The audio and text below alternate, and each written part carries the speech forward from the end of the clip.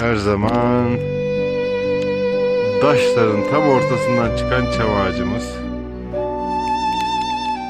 Meşhur Karyayolu. Karşımızda. Bağcık'tan çıktık.